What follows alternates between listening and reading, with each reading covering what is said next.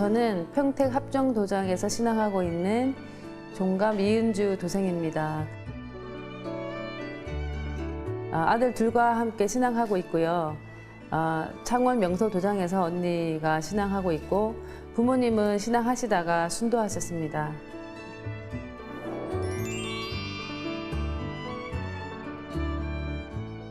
제가 원래 결혼 전에 일을 하고 있었던 터라 이제 큰아이가 4살이 될 때 이제 지역 신문에서 보고 이제 일을 시작하게 됐고요. 이제 거기서 정종의 철록 포감님을 만났습니다. 정종의 철록 포감님하고는 초등학교에서 컴퓨터 수업을 같이 했습니다. 이제 어느 날 제가 출근을 했더니 이제 포감님이 증산도 사이트를 보고 계시더라고요.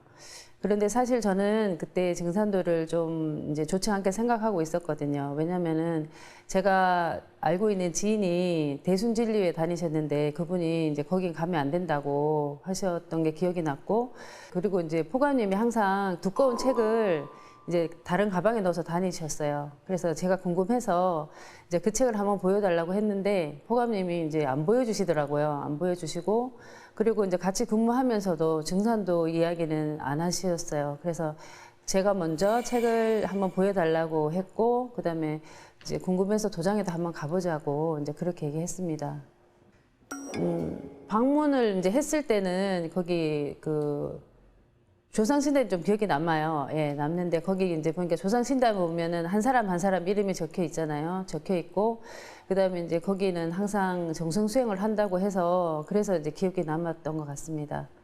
입도식이다 이런 절차가 있는지는 몰랐고 그냥 입도를 해야 되겠다는 생각보다는 한번 교육을 한번 받아봐야 되겠다. 궁금하기도 했었고, 이제 증산도가 어떤 데인지는 몰랐으니까 그냥 거기 가면 안 된다고만 얘기했었고 어떤 데인지를 몰랐기 때문에 한번 교육을 한번 받아보고 싶었습니다. 그냥 한번 받아보고 싶었고, 수행하는 이런 문화에는 제가 조금 관심이 있었거든요.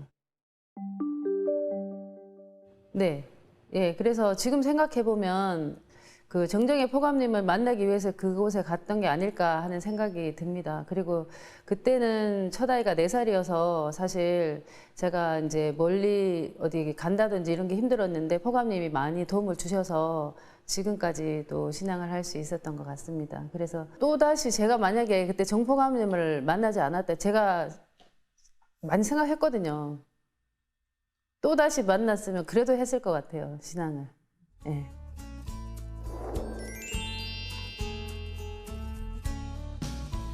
예, 거기 이제 책을 읽어보면 자세하게 나와 있잖아요. 개벽에 대해서, 뭐 자연 개벽, 인간 개벽, 운명 개벽 이런 그 개벽에 대해서 자세하게 나와 있는데 그 개벽들의 자세한 내용들도 나와 있고, 그다음에 예언, 여러분들이 예언을 많이 하셨잖아요. 그래서 그런 분들의 내용을 읽고 처음에는 좀 받아들이기도 힘들었고, 사실 밤에 조금 무섭더라고요, 자기가. 왜냐면 아직도 이제 아이가 좀 어렸던 상황이고 이제 결혼해서 막 행복하게 지내는 상황인데 갑자기 이제 그런 불행들이 나한테 생기면 어쩌지 하는 뭐 이런 생각들 때문에 좀 무서웠습니다, 사실은.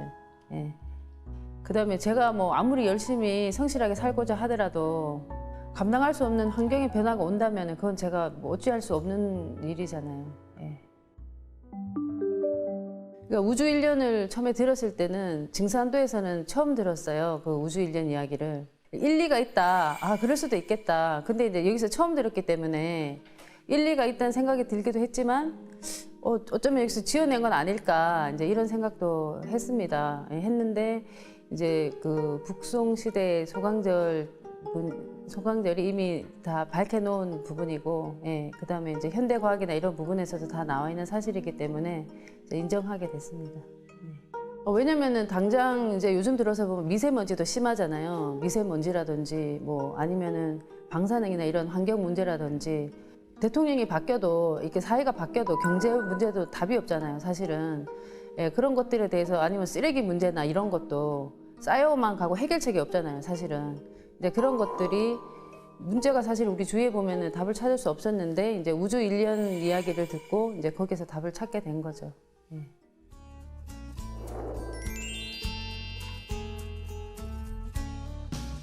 그러니까 지금은 이제 아이들이 많이 컸고 그다음에 신앙을 시작할 때 시작하면서 사실 둘째가 생겼어요. 제가 이제 이런 얘기를 방송에서 해야 되는지 모르지만 입도하는 날 제가 둘째가 생긴 걸 알았거든요. 그러니까는 그 입도 교육 받고 신도할 때가 임신 기간이 굉장히 힘들었어요, 사실은 그게. 그리고 남편도 이제 그런 몸으로 이제 도장을 가니까 군령도 늦게 끝나잖아요, 사실은. 그런데 이제 그 사부님 돈 말씀이나 아니면 책이나 이렇게 교육을 받으면, 그러니까 가정으로 돌아오면은 그냥 그렇게 평범하게 살고 싶잖아요, 사실은. 근데 이제 그 진리 얘기를 들으면 이제 거절할 수가 없는 거죠. 거절할 수가 없고. 근데 제가 사실 뭐 전공은 컴퓨터나 이런 걸 했는데, 그러니까 그거를 논리적으로는 계산은 물론 안 되는 것 같아요, 제가. 근데 저는 제 의지보다는 조상님이 엄청나게 저를 갖다가 이렇게 하기 위해서 많이 공을 들이셨다는 생각이 사실은 많이 들어요. 저희 그 도전 성구에 보면은 그 조상님이 60년 동안 공을 들여서 자손 하나를 타낸다는 이런 성구가 있는데, 그 성구 말씀을 생각하면 좀 가슴이 좀 먹먹한 것 같아요, 사실은. 그래서 조상님이 왜 하필 나를 선택하셨을까? 다른 형제도 많고 사촌도 많고 똑똑한 사람도 많은데 왜 나를 선택하셨을까?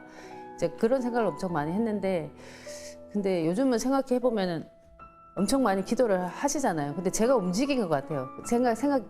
지금 결론은 그렇고, 그리고 이제 제가 이제 아이도 어리고 이제 그 도장 치성도 참석을 사실 적극적으로 못했는데, 이제 수업이 항상 8시에 끝나요. 제가 하는 일이 끝나는데, 그날은 이제 수원으로 이제 태사부님, 사부님께서 이제 군령에 있어서 오셨을 때가 있었어요. 근데 도저히 갈 수 없는 상황인데 그날 그 시간에 와야 되는, 제가 그때 마음속으로 진짜 가고 싶다 했는데 갈 수 없으니까 마음으로는 포기를 했는데, 이제 그때 아이들이 못 오겠다고 연락이 다 온 거예요. 그래서 이제 허겁지겁 이제 가게 됐는데, 그때 가면서도 참 신기하다, 이제 이상하다, 이제 그런 체험을 한 것 같습니다, 그때. 그래서 갔는데 그때 이제 도공을 했습니다. 도공을 했는데 그때 제가 춤을 잘 못 추는데 고전무용처럼 그런 춤을 이렇게 덩실덩실 추는 춤, 그런 춤 췄던 것 같고, 주문을 읽을 때도 그 남자 목소리가 나서 앞에 앉은 포감님이 깜짝 놀라셔가지고 그런 말씀 하셨는데, 그때가 아마 처음이었던 것 같아요. 체험 좀 했던 게.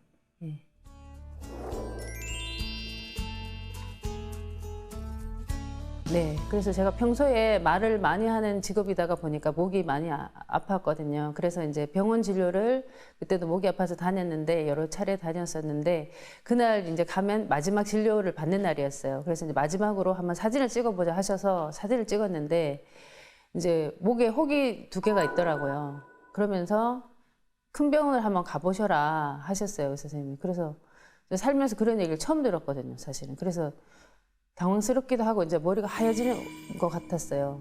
그래서 이제 병원을 이제 알아보고 했는데, 이제 예약 날짜를 정했는데, 하필 그날이 이때까지 뭐 몇 년 온 중에 가장 큰 태풍이 온다고 하더라고요. 근데 이제 사실 그 병원이 아산 병원이었는데 제가 그 병원을 한 번도 안 가봤어요. 그래서 처음 가는 병원인데, 이제 그날이 태풍이 온다고 하니까 이제 남편은 고민을 하다가 그날 안 가면 안 되겠냐, 예약을 다른 날을 해서 가라 해서 이제 어쩔 수 없이 그날 예약을 취소를 하고, 그래서 동료 선생님한테 이제 이런 힘든 얘기를 하니까 선생님이 그러면 이제 다른 병원을 한번 알아보라 해가지고 이제 그 삼성 서울병원으로 다시 예약을 하니까 바로 그 다음 주 월요일 날 예약을 했습니다. 예약을 하고 이제 근데 막상 그날이 되고 보니까 생각처럼 태풍이 심하지 않은 거예요. 그래서 아침에 이제 신랑한테 이제 제가 얘기했어요. 왜 나를 가게 두지? 그냥 못 가게 했냐? 태풍도 안 오는데 하니까 이제 자기는 걱정이 되니까 그렇게 했지. 이렇게 얘기하고 그런 얘기하고 이제 출근하고,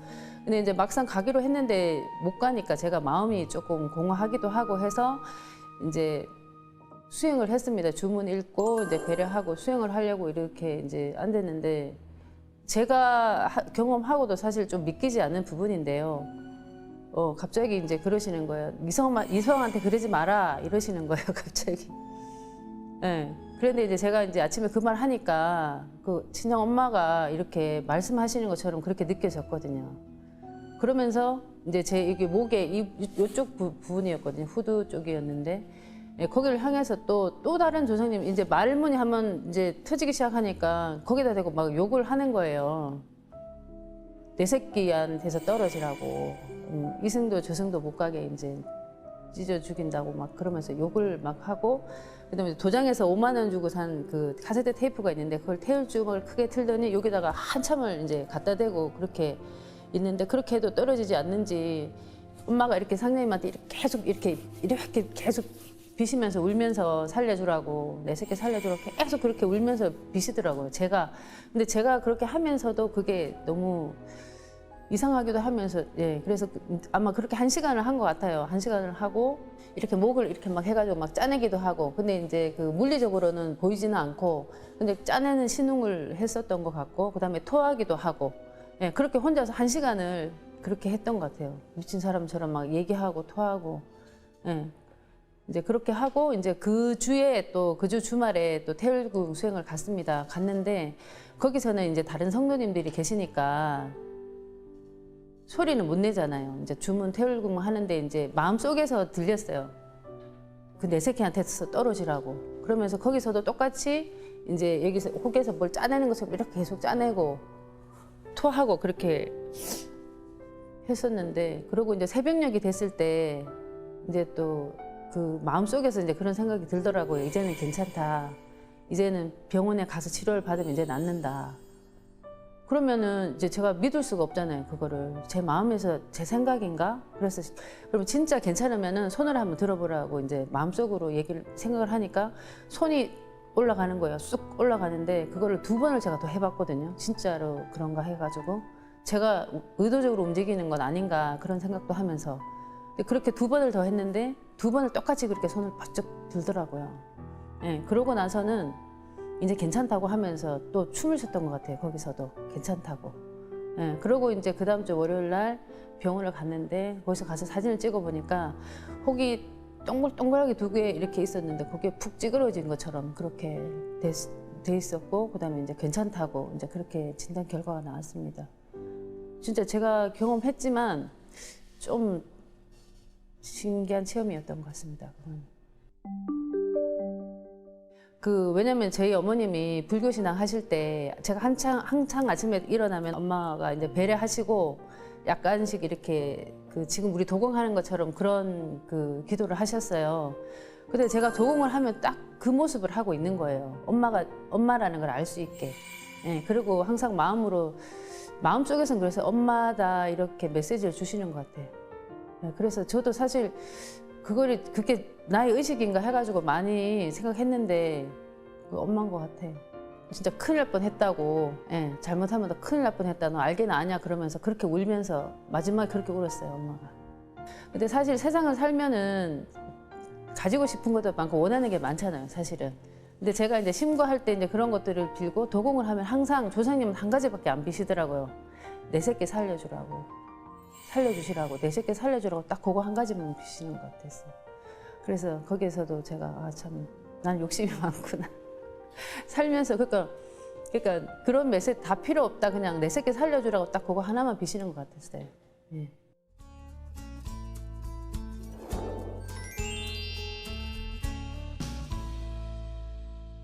처음에 이제 제가 입도를 하고 가장 먼저 이제 전한 분은 저희 친정 어머니셨어요. 그래서 이제 처음에 딱 엄마한테 증산도 진리를 얘기하니까 엄마는 이미 30년 불교를 신앙하고 계셨고 그리고 이제 하루에 1000배 정도 하고 3000배 하고 이제 굉장히 열심히 신앙을 하셨는데 그 얘기 하니까 첫말에 딱 그러셨어요. 자식의 부모를 속이겠냐. 그렇게 하시면서 이제 엄마가 스스로 도장에 한번 가보자 하셨어요. 엄마도 하시고 그리고 이제 입도를 하러 가실 때 엄마가 이제 아버지하고 오빠하고 같이 가서 입문하고 그다음에 부모님은 같이 두 분에는 이제 입도하시고 그렇게 했어요. 언니는 이제 제가 신입 신도였는데 이제 진리 얘기를 이제 부모님 먼저 하고 이제 그다음에 큰언니가 했는데 이제 얘기하면 이제 언니가 이제 그래 얘기는 들어주면서 그렇게 큰 공감을 하지 않았는데 그때 이제 굴령에 제가 참석을 했는데 항상 이제 그날 사부님께서 오늘부터 정성수행을 해라 이렇게 했는데 그 말씀이 저한테 확 들어온 것 같아요. 정성수행을 매일 해라 해가지고 이제 그때 첫 아이가 유치원을 다녔는데 그 아이를 유치원 차 타 보내고 둘째를 업고 매일 도장에 가서 정성 수행을 했어요. 하고 이제 언니한테 진리 얘기를 했더니 언니가 그래 그러면 내가 도장을 한번 가볼게 이렇게 해서 이제 가서 언니도 지금 신앙을 하고 있습니다. 일단은 저보다는 저희 친정 엄마의 힘인 것 같아요. 저희 친정 엄마는 항상 제가 무슨 얘기를 하거나 이제 잘할 때도 얘기하면은 항상 지지해 주셨거든요. 그래, 네 말이 맞는 것 같다. 그래, 그런 것 같다. 그래, 이렇게 하면서 이제 그래서 그 힘으로 항상 자랐던 것 같아요. 오빠도 이제 얼마 전에 제가 이제 도장으로 입문하려고 했는데 거리상으로 도장이 좀 멀더라고요. 도장을 가려고는 하고 있는데 직장이나 이런 문제들 때문에.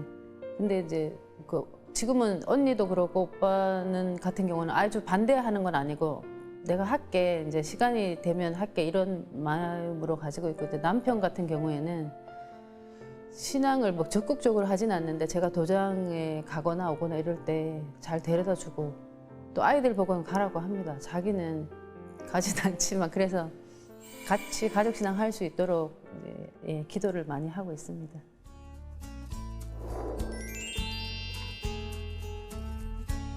네. 태상 종도사님께서 말씀하신 일꾼의 4대 요소가 있는데요. 제가 메모해 놓은 게 있는데 한번 읽어보겠습니다. 네. 사람은 창조성이 있어야 한다. 그 창조성은 세상 사람들을 유익하게 하는 도덕률을 바탕으로 한 창조라야 한다. 사람은 틀, 바탕이 도덕적이어야 하고 외교성이 있어야 한다. 그 외교성은 국가와 민족을 위해서 인류를 위해서 살고 행복을 가져다주는 도덕률을 바탕으로 한 외교라야 한다.